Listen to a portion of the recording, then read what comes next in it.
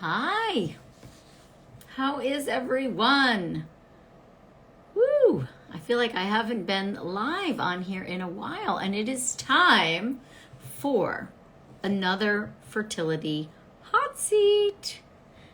Yes, Fertility Hot Seat is where it's at. You guys love the Fertility Hot Seat. So here's how it works. You have to request to join me live using that little camera with the plus sign in the middle down there. And I'm going to let a handful of you come on and request to join me live. And then at random, I'm going to pick one of you to bring you on for a free 15-minute fertility consult with me. And keeping in mind that I am not a medical doctor. I am a practitioner of Chinese medicine, a clinician who's been practicing for 20 years. I've written a handful of books on fertility, have been helping women for 20 years get and stay pregnant, helped thousands of women. And the oldest so far is a woman 48 and a half using her own eggs, got pregnant. So that's the eldest with her own eggs, but I'm sure there's more to come. I work with doctors that have upwards of 50-year-olds using their own eggs. Look at that. And yeah, so my advice is going to be based on my clinical experience and my experience writing my best-selling books and experience in helping all of you across the world. So those of you that are new to me, I'm Aimee Raupp. I am a fertility detective. So I'm an acupuncturist herbalist, but I have a background in biology and chemistry and neuroscience. I also study functional medicine and nutrition. And I use all of that plus mindset work, belief work with my clients all over the world to help them get and stay pregnant. I have a team of coaches that work with me. They're all clinicians, just the same as me. They've all been practicing for upwards of 10 years, if not more, seeing women in the clinic, helping them with their cases, understanding fertility from a very holistic perspective, but also having very strong Western medicine background. And so together we are changing the world, guys. We are helping women all over the world. What age are you allowed to do IVF using your own eggs in the USA? As far as I know, there's not an age cutoff. Each clinic has their own cutoffs, but I work with clinics that help women in their 50s are using their own eggs. And so without further ado, I'm going to pick someone to come on because these are short and sweet and we have 15 minutes. So I'm going to go into my thing. Let's see. Let's go with,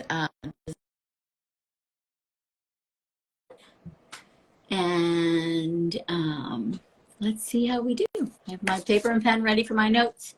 Oh, she declined. Look at that. Okay. So let's see.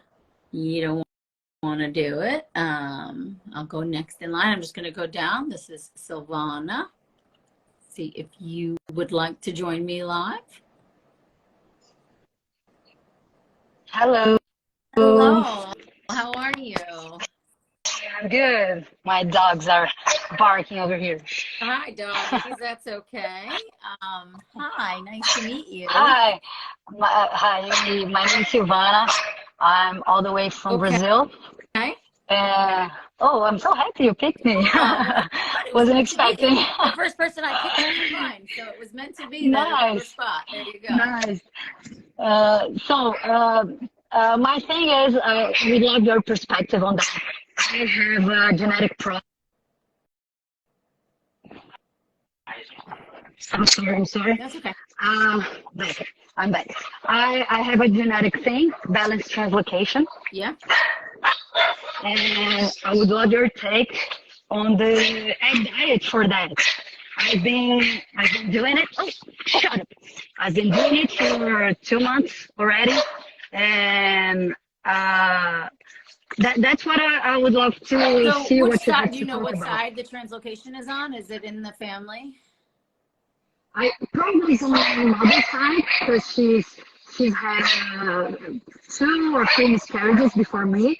I have a sister, and I have a cousin from my mother's side that we know has a translocation as well, a balanced translocation as well.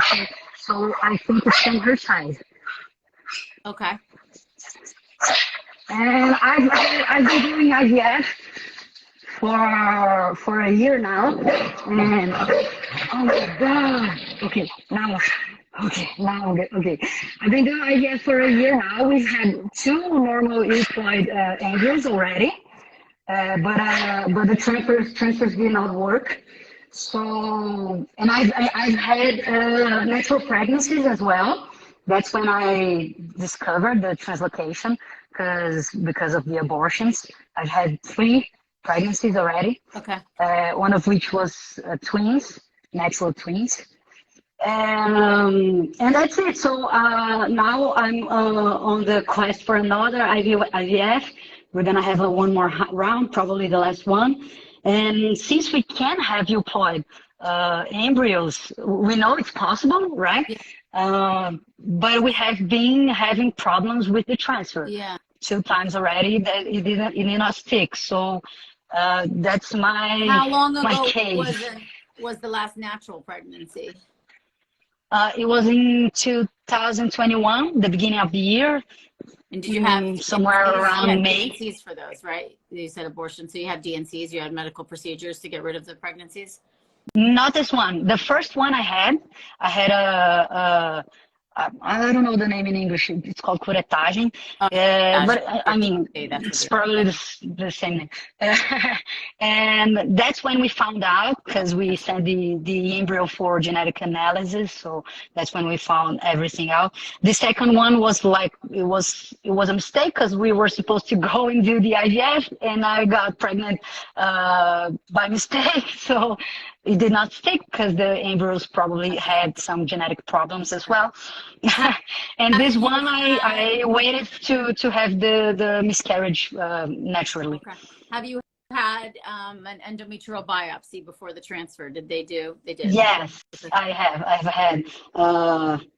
I've had one. Everything's okay since I've had natural pregnancies.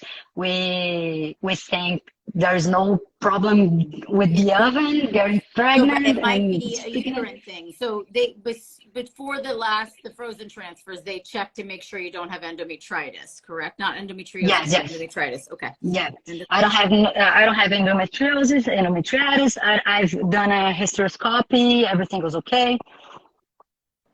Okay. And how are your periods? Do they come regularly? Yes, my period is awesome. It comes regularly every 28 days, sometimes 26, sometimes 30, but usually 28. No pain, Everything is normal. comfort, no No, clots, no pain. no. I've been doing acupuncture specifically for the infertility treatment as well since last year. Okay. And now, like 2 months ago, I started eating much cleaner and with my bone broth and everything. And when was the last transfer? When did that happen? It was October. Okay. It's very fresh. And your lining gets good and thick. Everything looks good It there. does. It does. Both my transfers were natural cycles. I didn't have any medication to thicken the lining. Just a little bit of progesterone on the ending. What about a baby aspirin? How old are you? I'm 36. 36. I've not had baby aspirin. I don't have a gene for the right. I wonder though, because you have an implanted, if it's worth thinking about that you bring it up to your doctor of like, I know outside the US, oh, I lost you. Are you there? I'm here. Oh, okay. I know outside the US, I think it's 100 milligrams is what you can find for baby aspirin, but I would talk with your doctor for the next transfer. Just consider throwing in a baby aspirin and seeing if that can help. Just because you've had 2 transfers and it didn't work, but you're getting pregnant naturally, I think there's just something to really, think about there, even though you're doing the natural transfer. The other thing, how much fish oil are you taking? I'm having 100 milligrams, I guess. Is that it? Per day, 1,000. I'm sorry. Okay, I would increase that to like 2,000 milligrams a day. Okay. I was able to buy some liver pills from the US because we don't have that here. Okay. And then your vitamin D status. Do you know what your vitamin D level is? Oh, my vitamin D. is good. I've been supplementing that for a while as well, and it's good. Was it My low? iron is Okay, good. your iron, everything's good. There's an interesting research paper someone just showed me that low vitamin D status is correlated to implantation failure, which I think is really interesting. But that doesn't seem like the case for you. So, what else? Let me think. I would just think about, like, I would do. Go ahead. Sorry, Huh? you talking? No, That's okay. your acupuncturist. Do they do herbs? Yep, Chinese herbs. Are you I doing take any? those. You take them. Yeah. So, I Everything. mean, I I've feel done like you're everything. doing all So the things. since my problem is genetics, we try Yeah. to tackle every angle. I've been having royal jelly as well. Yeah. I've been told that's good for genetics. Yeah, because I mean, with the translocation, it's typically a numbers game, which I know you know. And I, so making the euploids, you've gotten some without the translocation. So it's really like that's the one side of it, but then the other side is uterine receptivity, which you've been pregnant naturally on your own. So IVF should work. So it's like, why is it not, unless it's like the things I would rule out is like endometritis, which you've already ruled out. Maybe it's worth a hysteroscopy before transfer just to make sure everything's like clean in there. That's it's something done. you could bring up. And then, what I've seen here is like if the first two transfers don't take, some docs are just like, all right, let's just put a baby aspirin in the mix. Let's increase your fish oil, do things, even though you don't necessarily have the genetics to support like a clot, you don't have a clotting factor disorder. I would probably try it too. Yeah. Uh-huh. Yeah, I think that's pretty much the only thing we haven't tackled. Yeah. Is the BBS. And then I would do like your castor oil packs, continue your acupuncture, everything to improve circulation and blood flow. And I think there's also argument for like, do you want to try again naturally, or you don't think it's worth it? Since you know you can make them, does that freak you out? It's probably going to be the next step, because we've been trying the IVF already. Probably this one is going to be the last one. And it might be one path for us. Right. Because, so how many eggs did you collect? How many did you send off? Oh, I collect, I have a good amount of eggs. Let me see, I've had 5, I think. So you sent off 5 and 2 were I have without had the 5 translocation. collectors, and I've had like 12, 16 Okay. eggs each time. So, And but it takes a lot to get one yeah, euploid. that's what I was gonna say. How many did you send off to get the 1 euploid or the 2 euploids without the translocation? The first euploid, I had to send 22 eggs. The second one, it was a lot more because it was like three cycles and 16 eggs or so in each cycle. So it was about 40 something, 50 something eggs to have one euploid. And then this time you're just going to do 1 more retrieval, or are you going to do another bulk? I'm gonna do a dual Okay. steam, and that's it. Yeah, I think like that's it. Like it's like there's 2 different departments for you. It's like 1, getting that normal without the translocation, and then 2, Yeah. making sure the uterine environment is as receptive as it can be. And so to me, that then I think about like the hysteroscopy, the endometrial biopsy, doing the baby aspirin, increasing the fish oil. I would do all the Chinese, like I would just do all the things you're doing, because it's kind of, this is an odds game more than it's anything else. Mm-hmm, mm-hmm. Yeah, I think that's it. I know, I feel like I don't have much other advice for you, but like other than to keep going. And then let's see, what did she say? What are the percentages with translocation? What are the percentages? Yeah, so it's low. It depends Like on the translocation. Yeah, it's like it depends. My translocation is a little bit big, so it has a lot of, it's number 6 and 18 or whatever, and it has a lot of swap between the chromosomes. Yeah.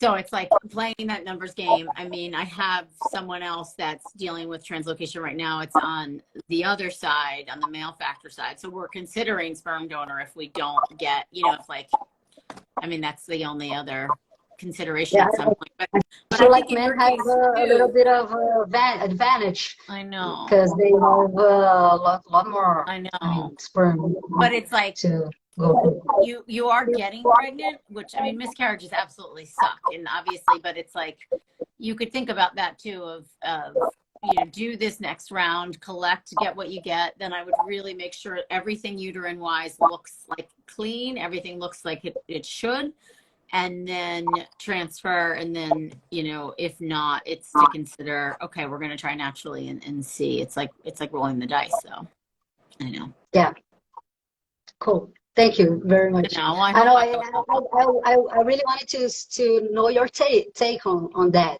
on dieting and Yeah, I I mean, I mean feel like everything you're doing all the for the things, like transportation. do it all, right? Because it's like we can always make even more. Hopefully, maybe this retrieval will get even more euploids, right? You know, so we have more to work with. That's like number one, and then number two is to really make sure that uterine environment. I would think too of like they've tested you for everything, but I would just talk about like a repeat hysteroscopy, something like that before the transfer, just to make sure the uterus is as receptive as it could be. Nothing's in the way. Oh, okay. Okay. Thank you very You're much. welcome. Good I luck, and appreciate it. keep I'm us sorry about posted. Yeah.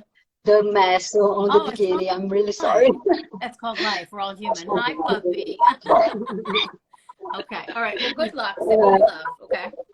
Thank you. Bye Welcome. bye. Bye bye. I'm gonna let her hang up, and I'm gonna go through. I see there are some comments here. I haven't been live in a while, so I'm just gonna go through. I see some comments. Yeah, translocations are tough, man. It's basically like dealing with, you know, it's a real numbers game.